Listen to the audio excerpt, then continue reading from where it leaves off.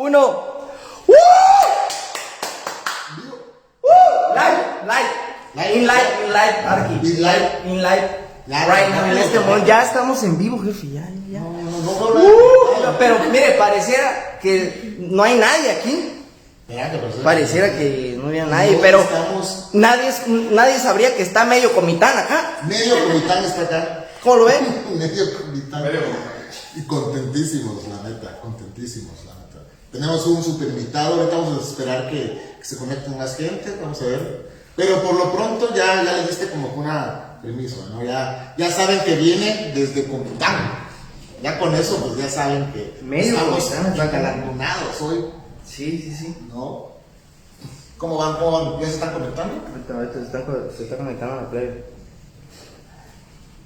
Bueno, ¿qué tal? Buenas noches, mis amantes de la arquitectura. Bienvenidos a un nuevo video. Los saluda su amigo, el arquitecto Alejandro Gil. Y el día de hoy tenemos un super podcast porque tenemos un invitado especial. Tenemos un gran amigo de años, amigo laboral, amigo de amistad, porque tenemos también una súper amistad de años, y la verdad es que está rompiendo con todo, con su, pues la verdad tiene un gran despacho allá en Comitán que admiro mucho todo el esfuerzo que le han puesto, sinceramente, mi gran admiración para este despacho de mi buen amigo arquitecto Walter Aguilar de Elemental Studio.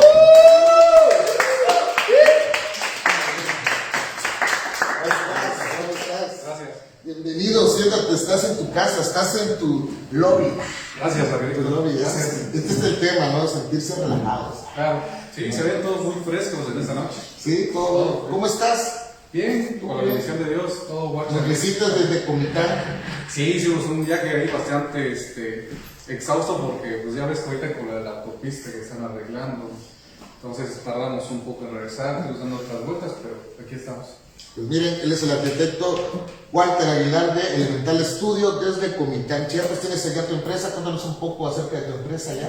Sí, aquí tenemos la oficina allá, Elemental Studio Arquitectos empezó en el año 2016 aproximadamente. De ahí empezamos con la oficina de manera ya establecida como en el 2019, ya con un lugar ya fijo, pues nos estamos moviendo de un lugar a otro, pero pues ya llevamos rato allá en Comitán hasta la fecha, ¿no? Perfecto. Ahí están las oficinas. ¿Y de qué se encarga tu oficina? ¿A qué se dedica? Cuéntanos un poco acerca de eso. Porque te voy a tener que hacer la pregunta, la neta, que todo el mundo quiere escuchar. ¿Qué es la arquitectura también para ti, para tu oficina, para Walter Aguilar? ¿Qué es la arquitectura? ¿Cómo la ves en estos momentos de tu vida que está pasando? Yo creo que como todo arquitecto, como en un proceso, es de enseñanza, aprendizaje. Creo que en la oficina hemos aprendido de todo un poco, también hemos hecho de todo un poco, y todo nos ha dejado como ciertas lecciones en el transcurrir. Eso nos ha dado pauta a que pues, la oficina no se dedique solamente a una cosa, ¿no? Que es lo bonito de la arquitectura, porque te vas dando cuenta de que te va marcando ciertas cosas, ciertos lineamientos, y es padre, cada proceso es totalmente diferente. Y eso hace que la oficina pues sea mucho más abierta, más fresca, más entretenida, que no nos hagamos especialistas en algo. Entonces creo que el tema va por ahí, ¿no? Y en cuanto a tu otra pregunta de qué es la arquitectura para mí, pues diría que es todo, porque la arquitectura, yo desde que era pues quizás en la primaria, yo quería ser arquitecto desde muy chico, me llamó mucho la atención, a pesar de que yo no conocía el trabajo de otros arquitectos, mi familia ninguno es arquitecto, pero me gustó, teníamos como que ciertas cualidades en el dibujo, yo creo que eso es muy característico también de otros arquitectos, y parte de ello es la arquitectura que vamos buscando, es eso, buscar un lenguaje que hable de una brevedad, ¿no? Es eso. Hablando de la brevedad, o sea, por ejemplo, para Yo he escuchado muchas frases de tu oficina que a veces dices algo de brevedad a la síntesis. Sí. ¿No? ¿Tú lo llamas a la síntesis o lo llamas en sí a la arquitectura? O sea, para ti, ¿qué es el lenguaje, no? Hay una frase que me gusta mucho de este escritor, poeta, Eduardo Galeano, que creo que resume mucho lo que hacemos y que perseguimos sobre todo, que habla de un lenguaje de la brevedad. Él dice en esta frase: basta de grasa, basta de todo eso que nos estorba, que solo quede carne y hueso. Y en la arquitectura lo que buscamos nosotros es eso, despojarnos de todo aquello que no sirve y que es esencial, que hable de ese lenguaje, que tú digas es una arquitectura esencial, esa arquitectura primitiva, volvemos a los inicios, es parte de nuestra búsqueda, de buscar ese lenguaje que hable de cómo ese campo va a hacer más con menos, ¿no? Hacer más con menos. Ustedes lo pueden ver también, lo podemos transmitir eso en la vida cotidiana. O sea, cómo nos afecta, cómo nos ayuda la arquitectura así, ¿no? O sea, porque, por ejemplo, vivir con menos, a lo mejor no solamente son las cosas, ¿no? Yo creo que también en la cabeza tiene que ver algo ahí, ¿no? Inspirador. Sí. Dentro del espacio, saber que solo con algo para dormir es suficiente. Sí. Pero ahorita yo creo que el mundo y la sociedad nos contamina, la neta. Sí. Y queremos vivir con más o con más lujos, sí, ¿no? Y está muy padre tu filosofía. Bueno, la filosofía del artista, tú la adaptaste y ya la estás haciendo tú y en la arquitectura, eso está padrísimo, ¿eh? Sí, justamente lo que tú dices, porque esa parte de que a veces queremos hacer de todo un poco y a veces no es posible. Antes yo creo que nuestros maestros, nuestros arquitectos nos decían que antes éramos todos poderosos, ¿no? Pero hoy en la actualidad, si te armas de un buen equipo, creo que puedes lograr mejores cosas, el objetivo se vuelve más enriquecedor y el aprendizaje es mutuo, ¿no? Como tú dices, y es más sencillo porque esa parte de la síntesis del trabajo, de lo general a lo particular, se vuelve mucho más potente, ¿no? El proyecto se vuelve con más cosas interesantes, se vuelve más completo. Y eso te va a generar también una cierta conformidad con lo que estás haciendo, ¿no? ¿Qué es eso? No, está genial, está genial. Mi Barragán también dice un poco sobre eso, ¿no? Pero ya en otros términos más, o ya con un lenguaje más abstracto, la neta, pero Barragán, me encanta también la filosofía de él. Cómo lleva el minimalismo. Sí. Eso también es genial, pero ya no estoy desviando del tema. Pero la neta sí, es que es cierto, ¿no? La arquitectura, o cómo lo ve Charlie, ¿no? O sea, entre menos tengas es mejor, pero... Fíjese, le voy a decir algo. Hay un arquitecto chileno que aquí el Arqui seguramente conoce su trabajo. Aravena. Alejandro Aravena, es chileno. Sí. Elemental también se llama hay gato encerrado ahí, que precisamente dice eso. Usted puede tener un gran problemón. ¿Cómo va usted a resolver ese problema? En una síntesis. Y nosotros como arquitectos es en un producto. O sea, ahí sintetiza todo un problema, un chingo de necesidades, lo que sea. ¿Cómo es que nosotros lo resolvemos haciendo muros? Claro. ¿No? Está chido. Mire, Baby Reyes le pregunta, aquí le hace una pregunta referida a lo que hablaba de su infancia. ¿Cuál fue la historia por la cual usted estudió arquitectura? Bueno, pregunta muy interesante. A mí me nace la necesidad de ser arquitecto, y es una historia tal vez familiar que se le he contado quizás a pocas personas, pero mi padre, él por condiciones económicas no pudo ejercer la carrera de arquitectura, y mi padre tenía muchas cualidades en el dibujo. Él te podía hacer un dibujo a proporción o escala, no viéndolo directamente de una imagen, o sea, de su cabeza, y lo boceteaba. Sí. O sea, tenía cualidades increíbles que quizás yo hasta el momento ni lo tengo, ¿no? Entonces, cuando quizás avanzado mi edad, la adolescencia, yo le pregunté a mi padre, bueno, pero ¿por qué no estudiaste? Y él me planteaba justamente eso, que él quería ser arquitecto, pero por sus condiciones económicas pues, nunca lo pudo ejercer.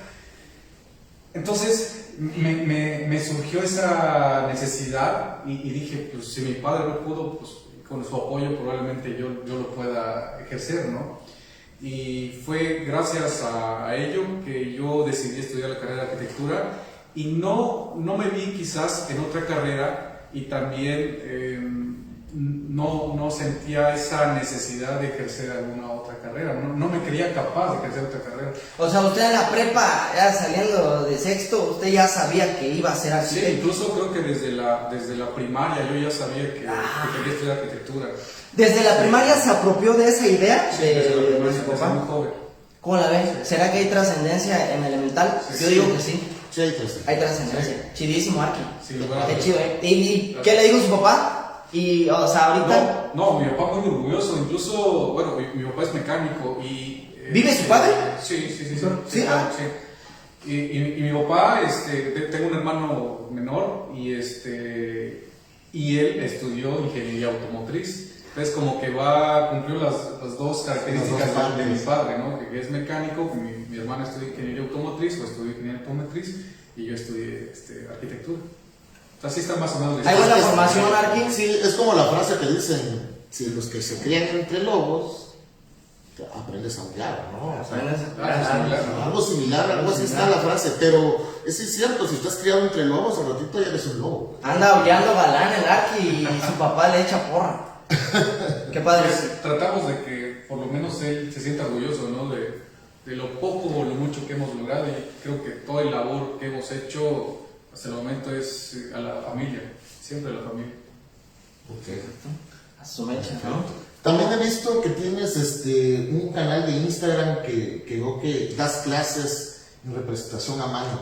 Cuéntanos un poco acerca de eso, porque la neta, yo he visto los programas que están en vivo, hasta eso, creo que tienes hasta en vivos, buenísimo por cierto, y te he visto el canal que también tienes de representación a mano. Chavos, la neta, qué buen punto de tocar, porque la mayoría de la gente que está estudiando arquitectura ya se olvida del tema artístico, y por eso también el tema de hoy, que es piensa a mano, porque aquí hay un capo del diseño a mano. Exacto. Que nos debe de hacer conciencia de que la máquina no diseña, Arqui. No. La máquina no te va a resolver el problema jamás. No diseña, pero también ayuda mucho a que tu proyecto sea mejor, ¿no? Yo no estoy peleado con la máquina, pero sí siento que estoy peleado con que la idea generatriz, estructural, no se desarrolla a mano. Claro. Eso sí, o sea, toda la idea generatriz, el esquema, porque ese esquema a veces te dice algo, y ya lo olvidaste, ¿no? Pero tú sabes, ¿no? A veces cómo diseñamos, o sea, hasta el primer esquema ponemos otros esquemas. Como la evolución del proyecto, ¿no? Exactamente. ¿Qué ocurre con el Arqui Walter, o más bien con la persona, con Walter? En el proceso creativo, Arqui, ¿qué hace usted? ¿Se va al monte, medita? ¿Qué pasa? Nuestro proceso creativo no siempre está centrado en un lugar, ¿no? De repente vamos a estar en algún, como dices tú, en el monte, ¿no? O en algún otro lugar, y el proceso creativo se puede desarrollar en cualquier circunstancia en la que tú estés. También es anémico, ¿no? Que la parte de cómo estás, y así van surgiendo las ideas. Por ejemplo, nuestro proceso... y que ahí viene el tema del proceso, del tema de que lo hacen todo a mano. Y ese es muy enriquecedor, claro. Muy enriquecedor. Yo he visto procesos que en internet los hacen, y pones el esquema 1, el esquema 2, también en la oficina acá lo hacemos, si te das cuenta. Sí. O sea, ¿por qué? Porque para nosotros es importante el proceso, ¿no? El proceso creativo también es bueno. Y lo que platicamos, ¿no? Ya no se hace, ¿no? Sí, claro. De los pocos arquitectos, junto con el arquitecto Ernesto por ahí, que es de los máster, saludos Ernesto, sí. Director de la Facultad de... Fue nuestro profesor. Shout out al Arqui Ernesto, chingón. Pero la neta son de los pocos. El arquitecto David, que en paz descanse. Pozo. El arquitecto David falleció, mi arquitecto David. Que en paz descanse el Arqui David. Buenísimo, hermano. Sí. O sea, yo creo que hay que seguir con el tema, y la verdad es que yo le aplaudo a la gente que sí está enseñando esa representación, pero junto con un proceso creativo. Claro. Lo que decías, ¿no? Junto con todo tu proceso creativo, ahora le enseñas a mano y creo que haces más abstracta la arquitectura, la haces más arte. Sí. Y va muy ligada a la preocupación de que, por ejemplo, que también estamos en la parte de la docencia, llegamos en una etapa, muchas veces en un nivel avanzado de proyectos, y que te presenten un proyecto ya de manera digital, y ya se te quieren llevar el render, vendedor, una planta con amueblada, y ya desde ahí empiezas a sospechar, ¿no? O sea, ¿cómo surgió tu proyecto? Cuéntame la historia, ¿no? Y es más padre que te cuenten una historia en un papel, unas líneas, ¿no? Como tú dices, pensar a mano. Es mucho más padre o más enriquecedor ver un boceto, una idea generatriz que va llevando un proceso, una evolución, hasta una lámina, renders, una maqueta, y ves todo tu proceso, ¿no? Y mucha gente que diseña, que le encanta el diseño, son hojas y hojas, hojas y hojas. El tema acá, y hojas no de estar escribiendo o dibujando, ¿no? El tema de acá es que a veces las escuelas le dan muy poca importancia, a veces al tema de... Hay una materia, ¿no? De diseño, de representación gráfica. Entonces hay veces que yo creo que dan muy poco el tema y ya lo demás ya lo aprendes tú, ¿no? Claro. Entonces por eso también das cursos, ¿no? Por fuera de todo. Sí, también. Aprovechando. Por el tema, ¿no? También de la pandemia que todavía estamos, no sé si podríamos decir saliendo o estamos en un lapso de poder sobrellevarlo de mejor manera, pero los talleres son online, que iniciamos de manera presencial, pero por la pandemia que nos alcanzó ya fue a manera en línea. Entonces por ahí en nuestras redes sociales nos preguntaban si hacíamos este tipo de talleres en línea. Entonces a partir de ello surgió esa necesidad y de poder compartir lo que sabemos y lo que ellos sentían que podían aprovechar en su momento, ¿no? Pues ya llevamos quizás en el lapso de la pandemia alrededor de, ¿qué te gusta? Tal vez unos 6 talleres de manera en línea, conjunto con personas no solo de México, nos han hablado también de Colombia, Argentina, Ecuador, tuvimos por allá personas de Estados Unidos incluso, que pues ya trabajaban allá y nos decían, es que pues yo no puedo, estoy trabajando en una empresa particular, estoy haciendo edificios, pero aquí somos todos de manera digital, todo lo hacemos acá, entonces me gustaría presentar un proyecto todo mi proceso a mano. Entonces fue por ese motivo de que hemos tratado en la medida de lo posible de poder expandir todo esto, y es gracias a las redes sociales, ¿no? Sí, y no me pueden dejar mentir, la neta. Y aquí les tengo un servidor, así siempre andamos los arquitectos y les quiero mostrar, o sea, así. Siempre andamos fallando y todo, pero esto también a mí me lo enseñó en la escuela. Sí, claro. Después de la escuela, también tuve profesores que me decían, síguelo haciendo. El Benigno, que fue mi máster. Tuviste un invitado, ¿no? Que te dio la patada de la suerte, digo Juan Carlos. Juan Carlos también, Juan Carlos, que no le gustan hacer así todos los proyectos. Así me los entregaba. Sí. El Arqui Juan Carlos tiene un close-up más, un tap, préstale. Close-up. Es calavera. Para que vean todo lo que decimos es verdad. Arqui, yo vi una entrevista que le hacían al jefe de diseño del despacho de Teodoro González. Entonces decía esta persona que el Arqui Teodoro era un tipo súper ocupado, ¿no? Llegaba hasta en la noche, pero que llegaba con pedazos de libreta y así de sus apuntes. Sí. Pero ya llevaba el proyecto resuelto. O sea, que ya iba y ¡pram!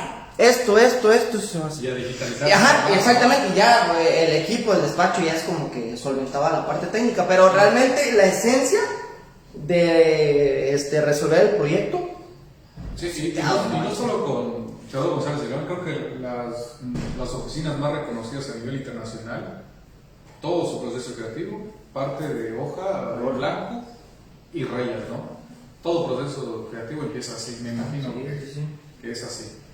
Ojalá la tecnología no nos achique. Ojalá. Pues, tiene sus ventajas y sus desventajas. Por ahí dicen que pues, la labor del arquitecto en el futuro pues, va a desaparecer con estas nuevas tecnologías, de que puede llegar un cliente y ya meter los datos de sus necesidades y pum, ya te da diferentes opciones de su proyecto, ¿no? ¿Y qué opinas sobre eso? Entonces, está de temer, porque... ¿Está de temer? No. Sí de tener miedo por el preocuparte de que, oye, ¿qué voy a hacer? Necesito quizás hacer cosas diferentes.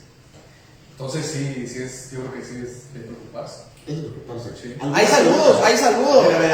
El buen y gran Jaime Solís Molina, a.k.a. Conejo Loco. Está viendo malas. Saludos a todos en el estudio de los arquitectos. Saludos. David GH Toledo también manda saludos. Saludos, mi buen amigo David, próximo arquitecto. ¿El Arqui David? No, próximo arquitecto. No, aquí puro capo, pues.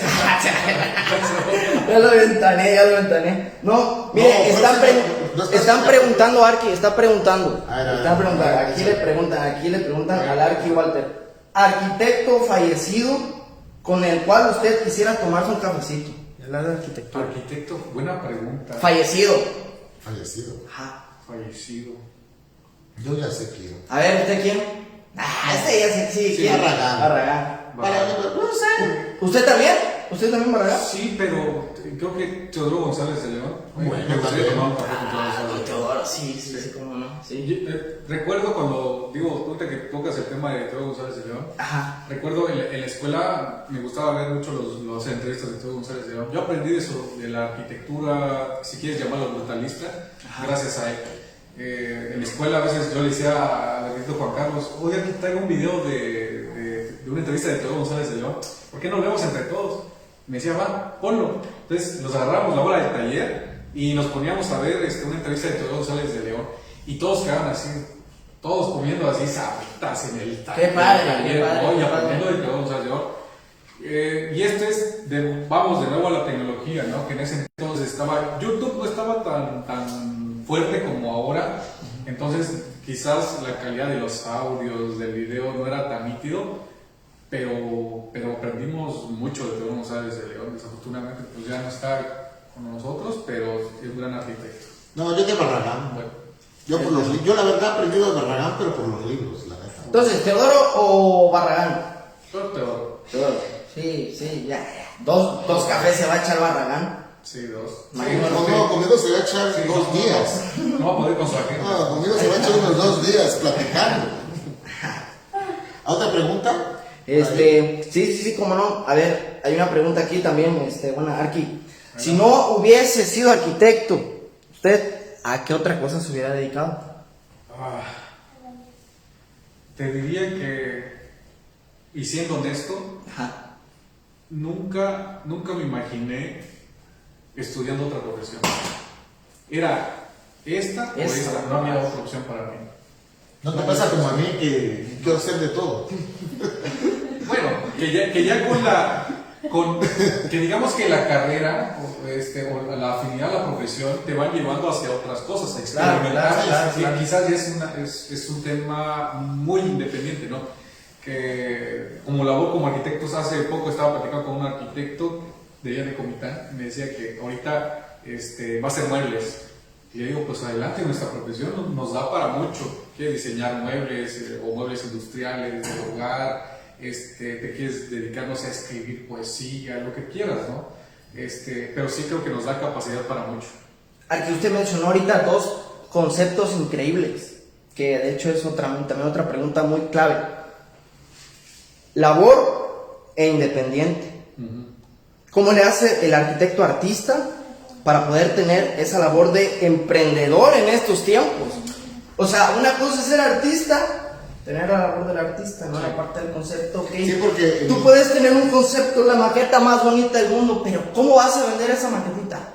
Ahorita volvemos a la parte de las redes sociales y la pandemia, que esto antes éramos que los arquitectos que esperaban siempre, ¿no? Que los clientes llegaran, que todo el mundo era el foco de atención del arquitecto. Y ahora con las redes sociales nos damos cuenta de que pues, tenemos que buscar otras alternativas. Nosotros vamos a ellos, Sí, nosotros vamos a ellos. Y nos vamos a reconocer. Pasa un caso, por ejemplo, de Le Corbusier. En la etapa de la época de Le Corbusier no existían redes sociales. No existían redes sociales en ese entonces. Entonces, Le Corbusier, para darse a reconocer a nivel internacional, él publicó un libro. Y en ese libro publicó sus obras y pasaba algo fregón porque hacía sus fotografías, metía los mejores carros y la mejor modelo en ese entonces, ¿no? Y de fondo su obra. Okay. Y se daba a vender. Y gracias a esa estrategia de marketing de en ese entonces, se dio a reconocer el Le Corbusier que nosotros conocemos como el Le Corbusier del siglo XX, ¿no? El tipo también era un rockstar, porque se llevaba con los intelectuales. Sí. Llegaba Picasso a su taller y echaban unas chelitas. O sea, pues entonces el arte igual que eres un rockstar. No tanto como tú, pero... Sí, cualquiera que se sienta ahí, el primer filtro, rockstar. Sí, ya venimos con esa etiqueta. Sí, la gente que pisa esas sí, siempre. Y la gente que entra acá, de aquí va a ser más rockstar de lo que era. Se va a potenciar. Te vas a convertir en otra persona. Totalmente. Muy bien. No, vamos muy bien, vamos bien. También cuéntanos que eres profesor, ¿no? O sea, eres ¿qué materias das? ¿En qué escuela das clases? Y tu experiencia, más que nada. Porque yo escucho muchas personas que dicen que como arquitectos nunca nos enseñan a dar clases, ¿no? Porque de hecho no es una carrera que se preste como para hacer perfil de profesor, ¿no? Porque pues no sé ni qué piden ni nada, yo nunca soy profesor, más que como 2 o 3 ocasiones, pero fue para los cursos que hicimos una vez, claro. Y de ahí ya, pero ¿cuál es tu experiencia entre los alumnos y lo académico contigo? Okay. O sea, ¿cómo lo sientes en estos momentos? Trabajar para dar la enseñanza. Creo que aquí te voy a empezar a responder de nuevo, me voy a meter a otro arquitecto que vi una entrevista de una conferencia que dio Campo Baeza y dio las gracias a la universidad y por toda la invitación que le habían hecho, y al final me gustó algo que dijo que gracias a él de la docencia era como un regalo que se le daba, y que él, en lugar de enseñar, él aprendía más de lo que le enseñaba. Entonces muchas veces me pongo a pensar en que como arquitectos, y como dijiste al principio, pues nadie nos enseñó a dar clases, no estábamos hechos para dar clases. Sin embargo, por cuestiones quizás de las circunstancias de la vida, como quieras llamarlo, pues me fue arrastrando esa parte de la docencia sin querer quizás. Empecé dando clases, pues te acuerdas de la arquitecta Xochitl Macías, sí, claro, fue profesora de nosotros en la universidad, y ella fue la que me invita a dar clases a UVM. Yo me lanzo y digo, pues ahí va, no sé qué vaya a resultar, si va a ser positivo o negativo, pero pues lo voy a intentar a ver qué sale. Y pues hasta la fecha seguimos en la docencia, y creo que ha sido una parte muy enriquecedora de conocer a muchas personas interesantes, alumnos que son muy capaces, que han formado parte también del equipo de la oficina, y que se van formando y que te van dejando también experiencias como parte de esa labor de la docencia, ¿no? Fíjate que me gustaría dar clases ahí por si alguna escuela no, ¿sabes qué pasa?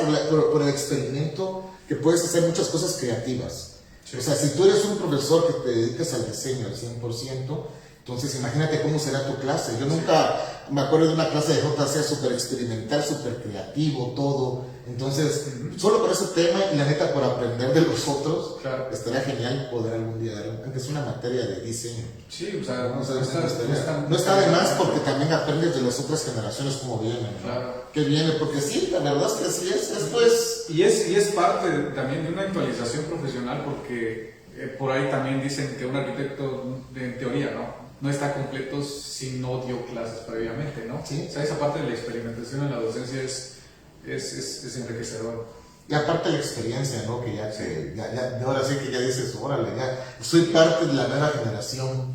Sí, que claro, han hecho parte, ¿no? También, sí. Sí, como todo, y vas en la parte de la docencia y vas descubriendo diferentes etapas de madurez también en un alumno, porque no es lo mismo tal vez dar taller de proyectos en el primer cuatrimestre que darlo, no sé, en un nivel avanzado, séptimo. Tesis. Sí, claro, una tesis, ¿no? Que ya digamos que ya hay un reforzamiento mucho más avanzado, hay conocimiento más completo, y no es lo mismo. quizás necesitas ya tener otro tipo de herramientas, otro tipo de léxico. ¿Y qué piensas acerca de esto se me está ocurriendo así, de las escuelas académicas? Por ejemplo, vamos a poner a una escuela particular A y una escuela particular B, ¿no? Sí. En Chiapas, sí. No vamos a decir nombres, pero ¿qué piensas acerca de la filosofía que, por ejemplo, a ti te está costando aprender? Ahora sí que adquiriste bajo experiencia y la estás dando en una universidad, ¿no?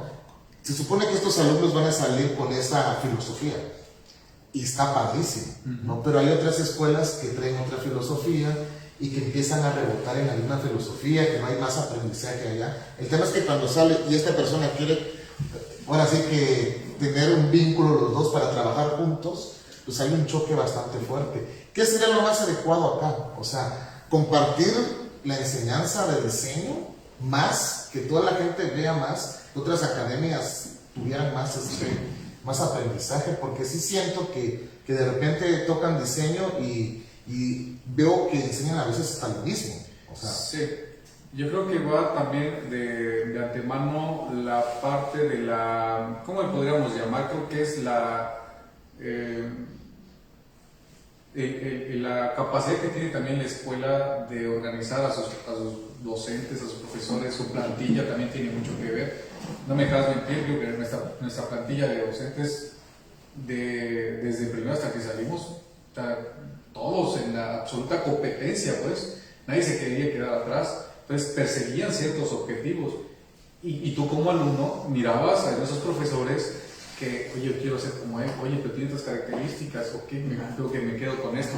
Y ves al otro profesor y dices, mira, este tiene otras cualidades. Yo creo que también como los hijos, ¿no? Podría ser que no todos tienen las mismas cualidades, las características de cada hijo es totalmente diferente. Y yo creo que como profesionista también hay cualidades diferentes. Que agarras de un profesor, agarras de otro, y que esto me gustaría profesionalmente, esto filosóficamente. Y esas cualidades se van puliendo sobre la marcha, Arqui. Claro. Fíjense que está muy interesante lo que dice, porque eso no nos lo enseñan en la escuela, porque a la escuela vas y es como que nos empapan de la teoría, ¿no?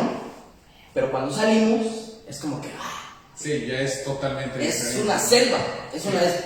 Tuvimos un rato en granja, pero salimos a la selva. Arqui, ¿qué pasa para nosotros los jóvenes? Se lo pregunto porque aquí hay mucha juventud. Nosotros salimos. Hay herramientas que tenemos, o sea, que debemos de saber, que el SketchUp, que no sé qué tanto, el AutoCAD, esas herramientas ya las sabemos. Pero para emprender y para sobrellevar nuestra profesión, a veces hace falta como que esa cualidad. Sí. ¿Qué pasa si no la tenemos? Ok, bueno. ¿Cuál cualidad? Pregunta. Bueno, ¿qué cualidad sería? Para poder desenvolver a ver si te entendí bien. A ver si yo me expliqué también. Y voy a poner un poco. Sí. Voy a poner este ejemplo. Con respecto a lo que tú dices cuando sales de la profesión. Ajá. Un simple ejemplo. Cuando tú haces un proyecto a nivel estudiantil, por lo regular, bueno, en nuestra generación era que presentabas tu proyecto y te salías del salón, ¿no? Y dejabas tu lámina en tu maqueta y todo, y con los nervios de fuera y así de, no sé, cómo me va a ir, me faltó esto, hice mal. El detallito, sí. Entonces, te morías de la preocupación casi siempre. Y ya cuando entrabas al taller, nada más te decían, tú tuviste esta calificación y punto, ¿no? Ya no habían quizás datos más específicos de tu mejora de proyecto. Y me quedó muy marcada esa parte porque actualmente, digamos, el sistema en el que yo estoy utilizando es que ellos defiendan su proyecto y es muy similar como que tú se lo estuvieras vendiendo o defendiendo tu proyecto a un cliente, ¿no? Ajá. Por ejemplo, eso voy a dar respuesta a tu pregunta. Sí. En la escuela no te enseñan a defender tu proyecto a un cliente real. Son proyectos ficticios. Claro. La vida real es totalmente diferente. Ahí ya no es una calificación, ahí ya es dinero, ¿no? Ya es dinero. Reputación, claro. Responsabilidad. Y vamos a la pregunta punto. Ya me desenredé. La pregunta punto. ¿Cómo lidia usted con el cliente? Digo que esa parte del cliente es algo delicado porque no todos los clientes que te van a tocar están en las mismas circunstancias. Puede llegar un cliente buena onda, ¿no? Puede llegar un empresario que directo al grano. Y yo quiero esto y esto, y ya, no hay más. Yo quiero que me resuelvas este proyecto y ya. Pero hay otros clientes que quizás son más frescos, que te puedas decir, mire, aquí tenemos conjugamos este espacio y ofrecemos este otro. Es más entretenido, sí. Pero con respuesta a tu pregunta, pues no todos los clientes son iguales. Y te puede decir otra cosa, también, más o menos la pregunta que dijiste, ¿cómo creces cuando estás saliendo de la universidad? Acabamos de terminar la universidad y ya queremos crecer, ¿no? Ya queremos tener el negocio hasta arriba y todo. Pues ¿cómo creces? Como todo. Ahora sí que de abajo. Sí. ¿No? Sigue haciendo tu propio proyecto, tu propio trabajo, chavos. O sea, hagan sus propios proyectos para ustedes. Todavía no están en el tema de que les tienen a tocar para su arquitectura. Con los años llega un punto que te tocan porque ya tienes muchos proyectos, algunas obras, ya buscan por tu arquitectura. Y eso es mejor, hasta el cliente lo recibes así como más. Sí, no, y aparte, ya no estás buscando el cliente que te saque, porque ya es lo que quieras, ¿no? O sea, sí. Hay que trabajar para uno. Hay que tener algún tipo de estructura de empresa para poder hasta construir y vender. O sea, hacer tu propia arquitectura, ¿no? El chiste es responder en cuestión de que a nosotros, como jóvenes arquitectos egresados, estamos iniciando, tenemos en cuenta que la juventud es una desventaja. Sí. En eso, el Arqui Juan Carlos y el Arqui Neptali nos contestaron: den resultados, nada más. Porque como sabes que tienes la juventud a tu desventaja, pues tu pieza es responder nada más. Como se escucha fácil, ¿verdad? Pero pues ¿cómo, ¿cómo respondes? Esto está padre, porque mira, porque estás empezando. Pero está padrísimo, tienes 24 años. Si tienes responsabilidad, pues un poquito te aprietas, ¿no? Pero imagínate, pero si no la hay, no manches, te da chance de que en tu propio cuarto hagas tu oficina como tú quieres. O sea, tipo como hora gamer, ¿no? Sí, ya ahorita, mira, yo creo que el límite te lo pones tú, la neta. O sea, hay gente que despierta más, hay gente que despierta menos, pero cuando quieres hacerlo, en tu azotea, papá. Sí. O sea, en tu azotea lo haces. Hace falta ímpetu para hacer. ¿Sabes qué hace falta? Inspiración, papá. Inspiración, y hay mucha gente que ya no tiene inspiración hasta ni para ir al mercado, güey. ¿Qué ganas de hacer arquitectura? La neta, o sea... Inspiración para ir al mercado. ¿Sabe qué? Se lo cambio inspiración. Quizá debe ser disciplina. Es una disciplina. Porque van a haber días que no vas a estar inspirado. Claro, exacto. Usted dijo ahorita que hay un factor anímico. Hay un factor anímico en el proceso creativo. Van a haber días que pues, te vas a sentir de la patada y no vas a rendir igual. Y hay días que... Ahí lo cubre la disciplina. ¿Sí? Hasta los mejores artistas ha pasado eso, de lo que mencionan que es anímico, porque...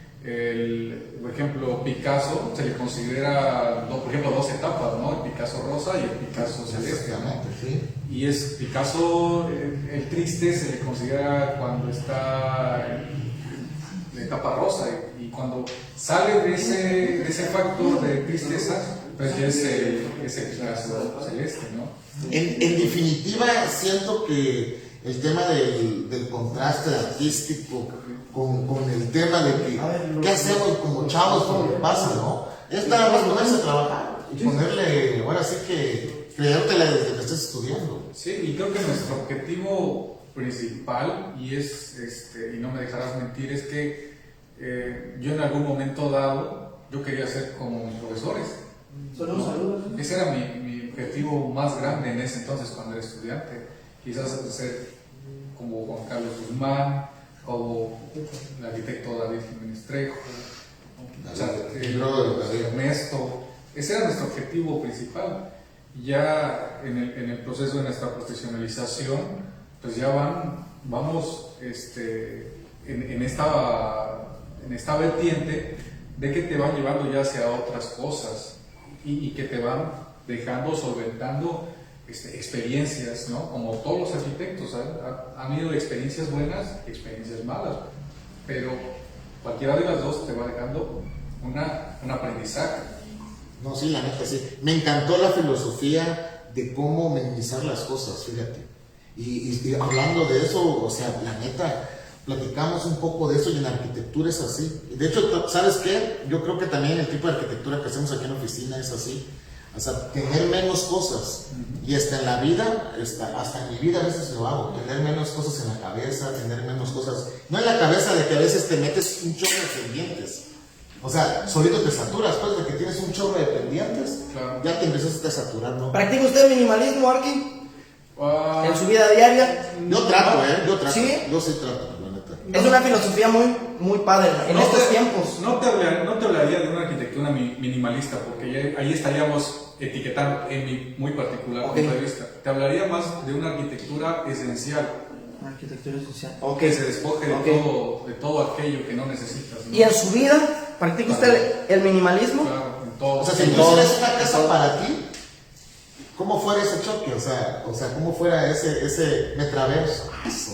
Digo porque al final de cuentas, si tú vives minimalísticamente, un ejemplo, ¿no? Y te vas a una casa que no tienes nada más que los espacios, a mí lo personal admiraría mucho eso, a mí me gustaría. Sí. De hecho, si nada más es un pedazo de tablón para sentarse mejor. Sí. O sea, para mí. Pero hay gente que no quiere vivir sus sueños a veces, ¿no? Sí. ¿No? O dice, tengo que tener a fuerza ese tipo de muebles porque es lo que hay de moda, ¿no?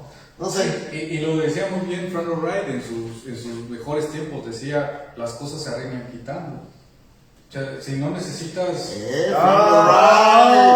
buena frase! Repítelo otra vez, Sergio, por favor. Las cosas se arreglan quitando. Así y en la arquitectura, en la moda, como quieras verlo, en las artes, digo que las cosas son así. Hay que depurar. Sí, hay que depurar hasta llegar a una buena síntesis. Cuando ya tengas tu síntesis, ya poder desarrollarlo más, ¿no? Y los mejores lo han dicho, quizás no con las mismas palabras, pero lo han dicho. Aravena también habla de esa esencialidad, de lo básico. Recuerdo una entrevista que le hicieron y él decía, y te pone que pensar, él recibe un premio por un edificio X que él realizó, y lo menciona, le dan el premio por aquí. Y él dice, se me hace algo absurdo que me premien por algo que sé que es necesario y que es básico en mi arquitectura, como el asoleamiento, como los vientos dominantes, como... Dice, se me hace algo absurdo, tonto, que me premien por algo que yo sé que tengo que hacer en mi labor como arquitecto. Y entonces te pones a pensar... Dices, es un edificio de concreto, es un edificio de concreto que no está climatizado. Está chido. Y tú dices, es cierto, o sea, son las mismas palabras que decía Frank Lloyd Wright, pero pues, con otras palabras, ¿no? Es lo mismo, pensar en lo básico, lo esencial.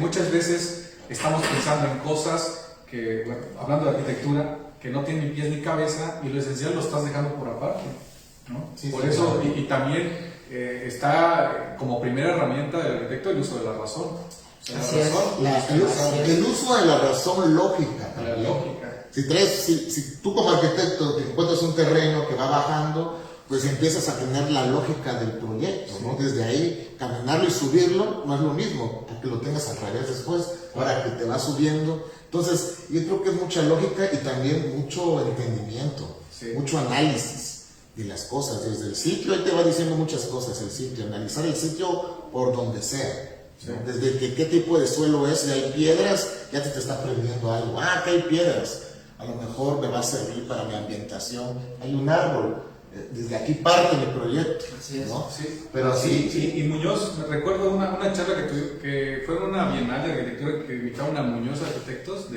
que es contemporáneo a Quijano. Recuerdo mostró una casa, y esta casa era una casa de playa, lo recuerdo bien, y la planta alta la tenía desfasada. Y le preguntaron, a ver, arquitecto, ¿por qué desfasó la planta alta? ¿O cuáles fueron las condicionantes por qué las desfasó? Entonces empezó a hablar del asoleamiento, de los vientos cruzados que venían del Pacífico, etc. Y él decía, bueno, pero ¿por qué? Aparte de eso, ¿por qué lo giró? ¿O cómo surgió esa idea de derrotarlo? Y le respondió un alumno en su momento, y él dice, es que está sencillo, porque primero tienes que ordenar. Y va parte de la lógica, de la razón. Primero ordena, y después, si tu esquema es bueno, por más que lo desordenes, no pasa nada. No pasa nada, tu esquema permanece, tu proyecto puede ser infinitamente bueno, ¿no? Igual después está la lógica, primero en pensar en lo esencial, en lo básico. Que funcione. Ya vieron, chavos, primero pensar en la lógica, lo esencial, lo básico, el programa arquitectónico que sería el cliente, y ya después viene tu análisis también, ¿no? El análisis contextual. El análisis contextual, ¿no? Esquemas, chavos, no dejen de hacer esquemas, la neta. Se lo dice también un profesor que en su momento yo entré a una otra clase contigo porque estábamos en Comitán haciendo unos trabajos, y sí, muy buena clase, la neta, muy fluida, muy padre, una clase, la neta, muy relajada. Sí, gracias a los talleres de esas clases que vimos, pues mucha gente también se interesó volvemos a lo esencial, ¿no? Que estaban viendo quizás armar un proyecto por otro lado con herramientas que miraban de revista, internet, no sé, lo que tú quieras, pero se olvidaban de lo básico. Y eso es clásico. ¿Sí? Yo en su momento que fui estudiante, yo nada más miraba revistas y miraba yo imagen. Yo no sabía qué era analizar la estructura. Y no digamos que está mal. O sea, no es malo. Me costó mucho. Pero yo siempre recomendaría quedarse con lo que te va a servir, nada más, ¿no? No puedes, como esos proyectos, yo les llamo los proyectos Frankenstein, ¿no? Que de repente ves, sí, parchado. Ves de todo un poco, ¿no? Parchado. De repente es contemporáneo y quiere ser vernáculo y tiene piezas de todo un poco. Sí, hasta minimalista sale con la losa ahí.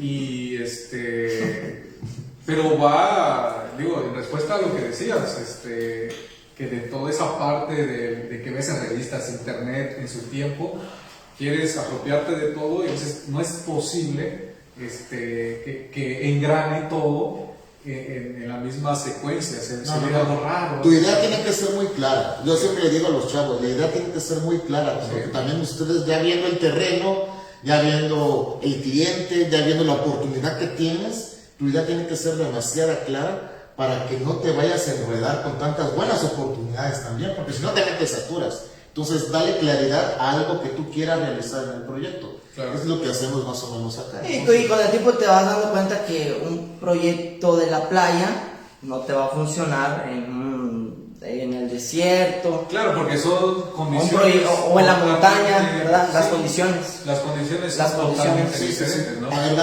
dame tu top 3 de... Nacional. Top 3 nacional. Top 3 nacional. De arquitectos, de oficinas de arquitectura. Oficinas de arquitectura, tu top 3 de oficinas de arquitectura. Nacional, a nivel nacional. No nos metamos con... Alejandro Gil, arquitectos, podría ser.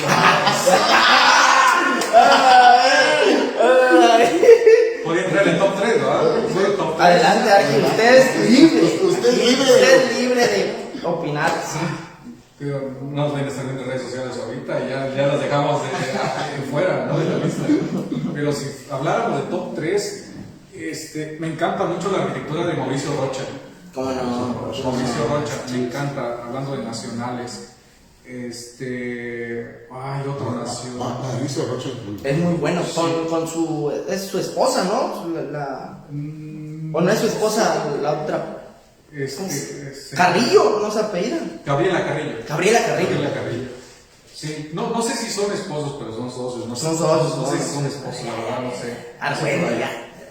Híjole, una tercera opción. Me gusta también la arquitectura de Alberto Kalach. Taller X. Sí. Taller X, ya, bueno, me gusta mucho. Y te podría decir, tal vez. Le falta uno. Ya, fue Alejandro Gil. Top 3. Fue el primero. Top 3. No manches. No.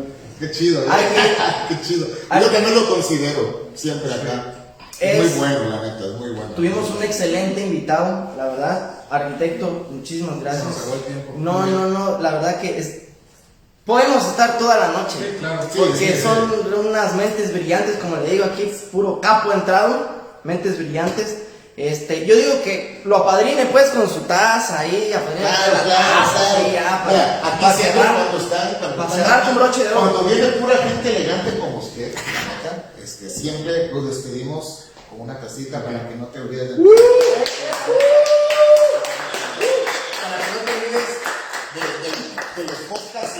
que quisiéramos tenerte más por acá. Claro. Por ahí hay un proyecto que vamos a hacer. Juntos vamos a platicar todavía.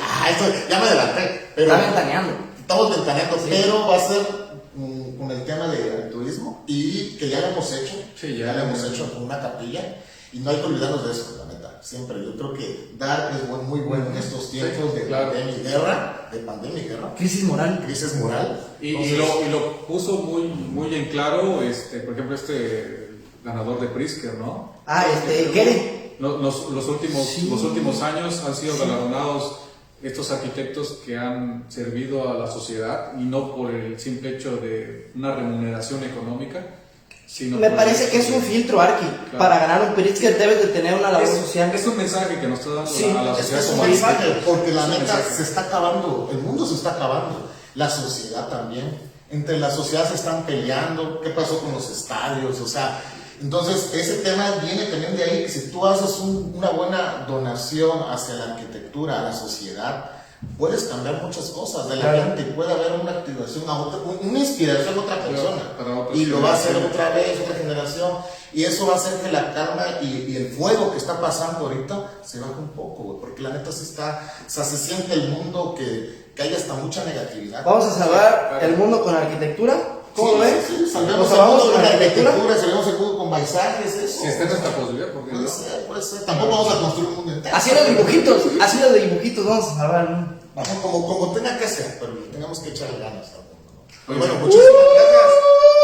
Muchísimas gracias a la gente que nos transmitió en vivo el día de hoy. Les manda un abrazo su amigo Alejandro Gil y el arquitecto Walter Aguilar. Espero tenerte para la próxima, amigo. Gracias. En tu casa. Saludos a todos. Hasta Un luego. abrazo. Gracias. Suerte en la vida. Arquitectos. ¡Puto por ellos! ¿La cabeza de pausa? Adiós.